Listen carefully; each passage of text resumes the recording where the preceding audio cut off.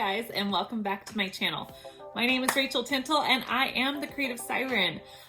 This week we are going to be doing something that's not Tumblr related, but I know that this is still a huge trend within the Tumblr community, and I've had a few people ask me if it can be done to decorate these with polymer clay, and the answer is yes. Now I know you're wondering what I'm talking about, so I'm going to show you. I am talking about this. Now I know it looks like a delicious cold treat, but guys, it's actually a writing pen. So this week I'm gonna show you guys how to make one of these delicious, cute, adorable writing pens. So I'll walk you step by step on how to prep your pen, how to make the cone, how to make the ice cream, and we'll even go over how to make the sprinkles and the waffle pattern on our cone. So I hope you guys are as excited as I am, and let's go ahead and jump right in.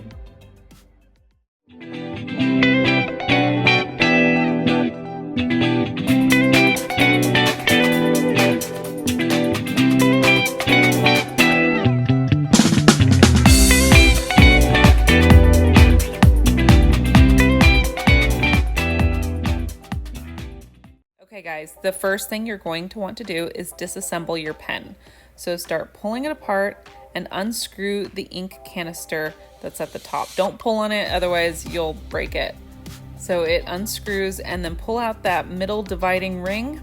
And now you'll notice here that this part, no matter how hard you pull, just doesn't come out, but it's okay. Just leave it be and put the other end on. It will loosen after we bake the first part of it, and that'll be fine. You can remove it then. After you've put it all back together, go ahead and start sanding it. Now I'm using 180 grit sandpaper, but any fine sandpaper will do for this bit.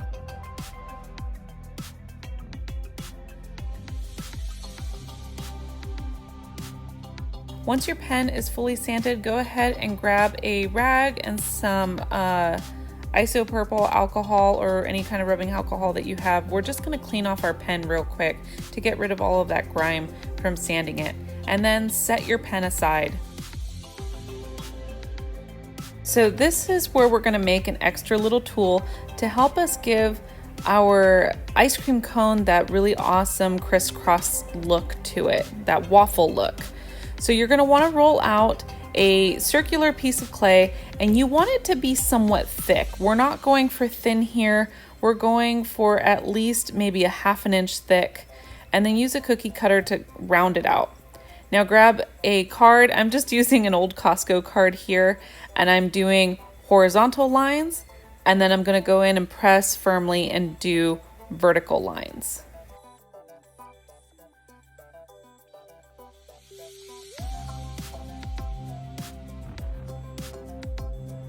When you're all done with that, gently grab your cutting blade, lift it up so you don't distort it, and bake it in the oven. Be sure to follow the instructions on the back of your packaging exactly to know how long and for what temperature to bake for, and then be sure that your piece is completely cooled before moving forward. Once your piece is completely cooled and cured, go ahead and set it aside because we won't be needing it until after we've sculpted our cone. Next, grab your pen and about a bouncy ball size of clay and start rounding it out, but also squaring it out.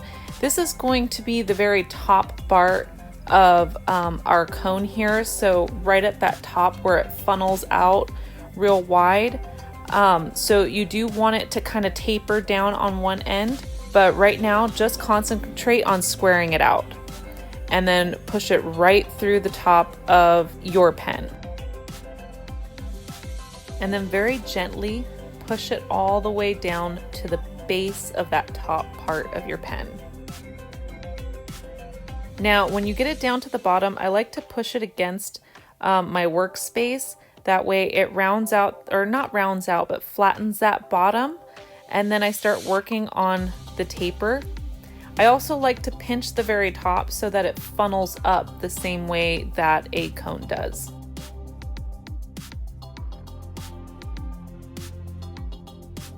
And take notice to the fact that when I'm pinching up this top part of the cone, that I'm making one side taller than the other. Because when you look at an ice cream cone, the way that it's rounded out at the top, one side is quite tall and then it tapers down on the other side.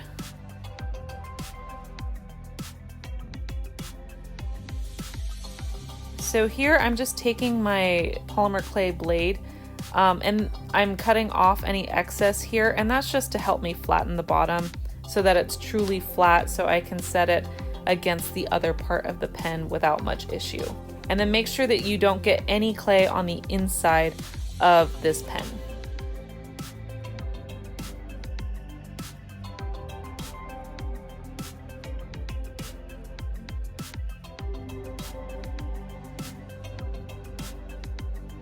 Once the top part of your cone is set, it's time to work on the bottom. So start taking a little piece of clay. It's about the same size that you used for the top, and we're going to start elongating it so it's just like a big cone right now.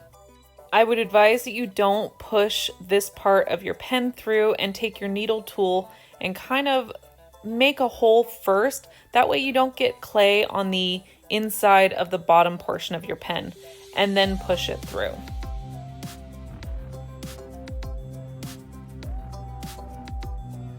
Now just start shaping your clay so that it forms that bottom part of your cone. And do your best not to cover the very end where the actual pen comes out with clay. That way we don't jam up that hole or that mechanism.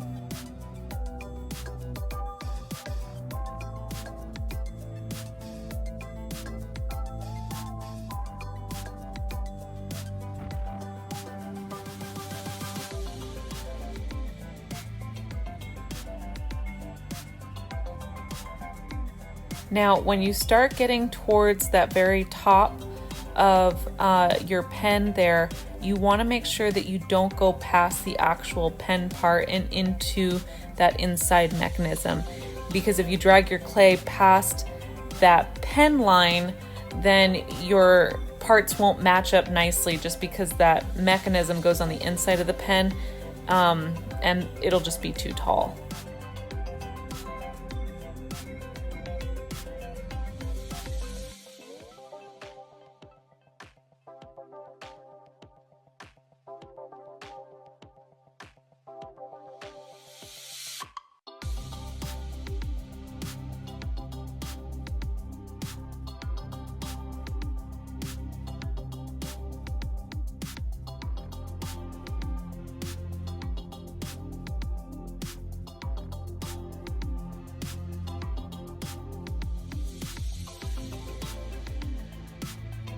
Now, once I get my bottom portion looking somewhat where I want it, I will push the two ends together so that I can better meet them up so that they look really cohesive later.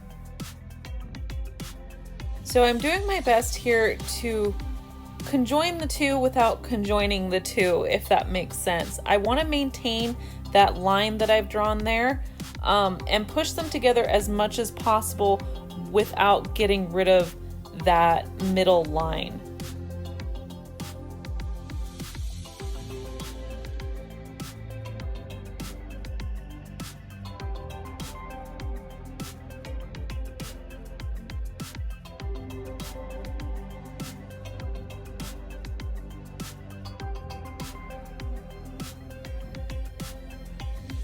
Once I am happy with the shape of my cone, I will take my X-Acto knife and go ahead and separate the two ends. And this gives me a really clean line between the two of them, and then just gently pull them apart. At this point, fix up any smudges, any rough edges that you have.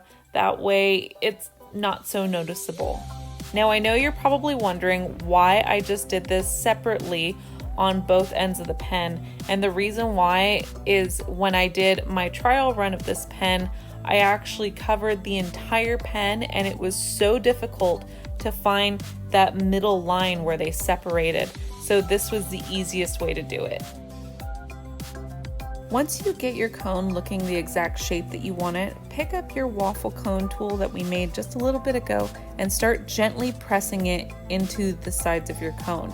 Now, be careful not to press too hard here, as we don't really want to distort the shape of our cone, but just hard enough that it leaves an indentation.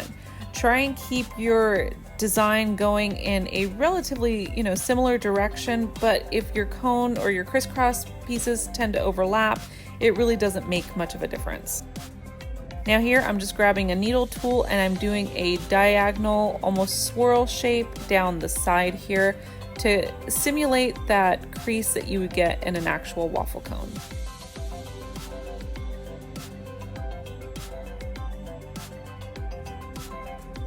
So when it comes to coloring my cone, I really wanted more of a softer color. I didn't want to paint it, so I decided to use my soft pastels. So I'm going to shave off just a little bit of this cinnamon color, or like this light butterscotch color, and I'm going to lightly brush that over all of my cone. Now at some points you'll see that my brush strokes get a little bit quicker and more of in a flicking pattern, and that's because what I'm doing is I'm putting just a little bit on the very tip of my brush there, and I'm flicking it back and forth in a very quick manner, and that takes the powder and it catches it in the grooves of your design, so it almost gives it like an overcooked or like burnt parts of your cone, just like you would have in real life.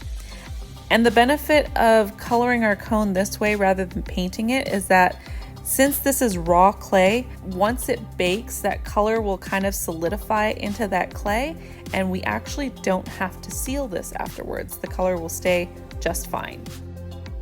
And be sure to color any raw clay that you see, so the tops and in between where the two pieces meet there, so that you don't have any raw clay showing.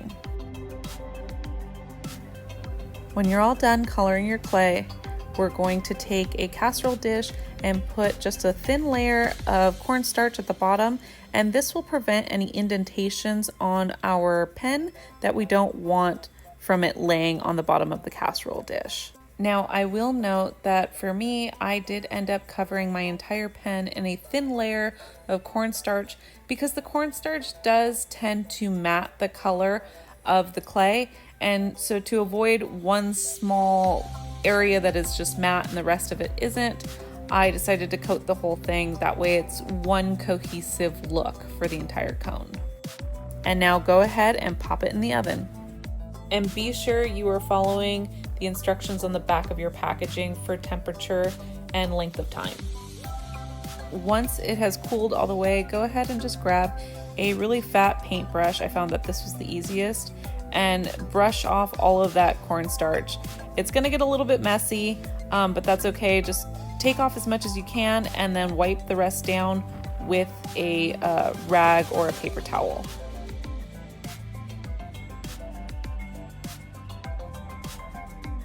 Okay, now to the fun part.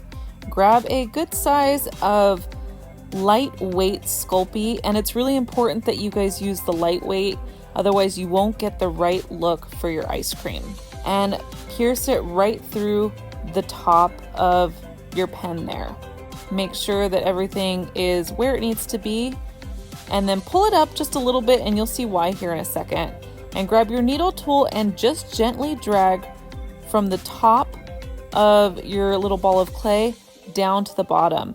Now doing this will actually create that texture that we're looking for when it comes to a scoop of ice cream. And do that all the way around. Don't worry if you have like some really harsh lines from where you dragged it. We will cover all of those in just a second.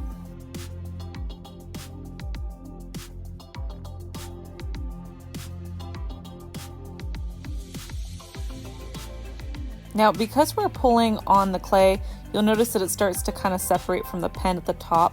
So just go ahead and pinch that, and don't worry too much about the top just because you won't see it later. And take off all of the excess clay that is around the bottom. It also helps to take your needle tool and create a crease where the cone and the ice cream meet to really form and accentuate that ball of ice cream. And then again, take off any excess. Don't worry, we will create more excess here to make that fun little lip that we usually get when we have a scoop of ice cream. So for that little lip, you'll actually notice that as I'm pushing down the ice cream, you know, there's the excess that forms at the bottom, and I'm almost taking it and folding it right back into the crease right at the base of the ball of ice cream. It creates this really choppy look for this lip, which is exactly what we're going for. That's the exact texture that we want. And then when you have any more of these lines running around the ball of your ice cream, just take your needle tool and rub it up and down any harsh lines that you see, and they'll disappear. And then make sure again you push the clay back towards the pen so that it holds on. It will want to continue to pull away from the pen. Part of it is because of the motions of pulling on the clay. The other part is that the lightweight Sculpey doesn't like to stick as well as regular polymer clay, so you still have to keep like forcing it to go where you want it to go. If you're having too much trouble with the clay staying where it needs to, just add a little bit of liquid clay and it'll stay put. Once you get your ball of ice cream looking exactly the way that you like it, go ahead and pop it in the oven for a second time. Now just repeat the same cycle all over again for the second scoop of ice cream.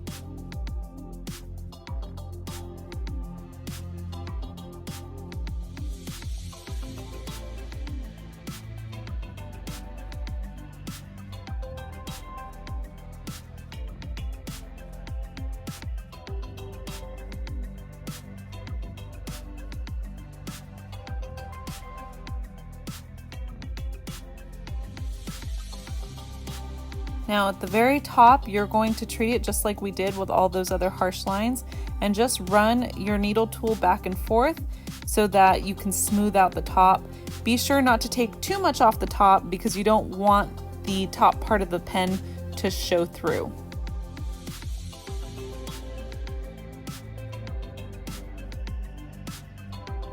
And when you're done, go ahead and bake it for a third time.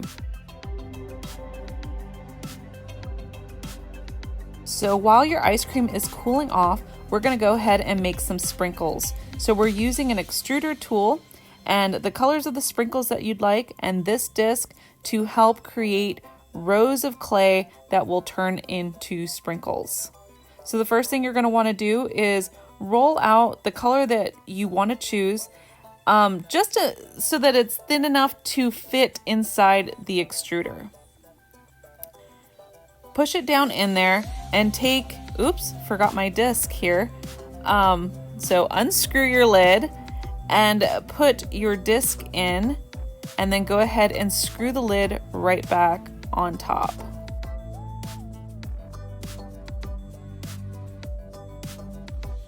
And then just turn your extruder and you'll get these really nice lines. I like this because you can roll out a bunch of these little ropes or worms or whatever you want to call them in literally just a few minutes.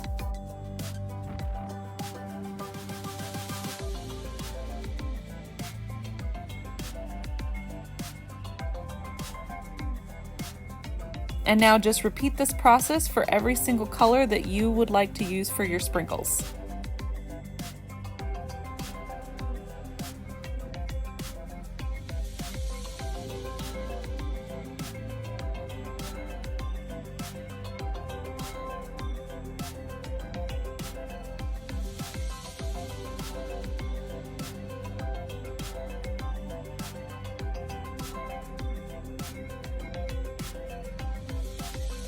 When you've extruded all of the colors that you'd like to use for your sprinkles, go ahead and take a baking sheet and spread them out so that they're not touching each other, and then go ahead and bake them.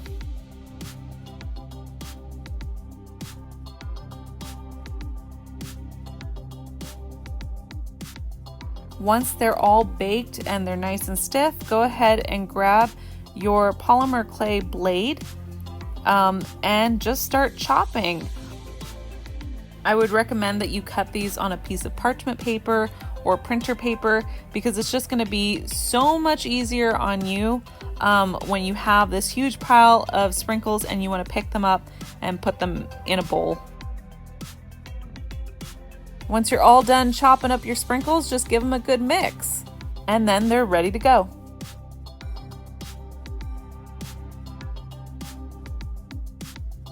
Now grab your ice cream and some liquid clay and squirt some liquid clay on the very top of your ice cream cone. And you want to be really liberal with it. You don't want it too dry, because after you're done spreading it around all through the top of your ice cream, we're actually going to dip it in our sprinkles. And that way the sprinkles adhere really well to our ice cream cone, and it gives it more of a natural lay for these sprinkles. And if there's any point that the sprinkles didn't hit every spot that you wanted it to, just add a little bit more liquid clay and then dunk them again. And then at this point, just add any sprinkles wherever you see fit.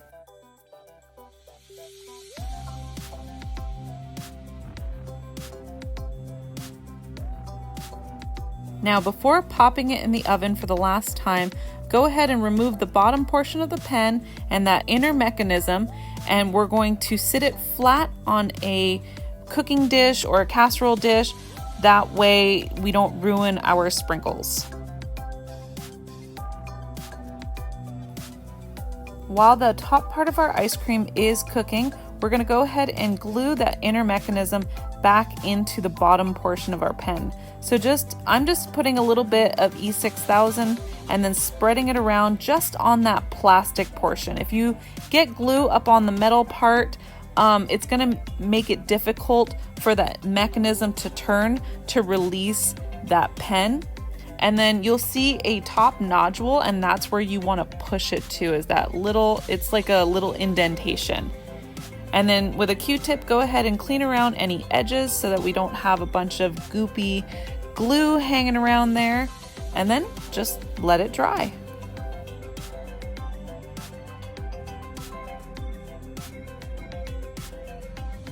Now that your top part of your ice cream is completely cooled and your inner mechanism is completely dry, reassemble your entire pen, and now you have this deliciously adorable pen that will bring a bit of joy to your desk.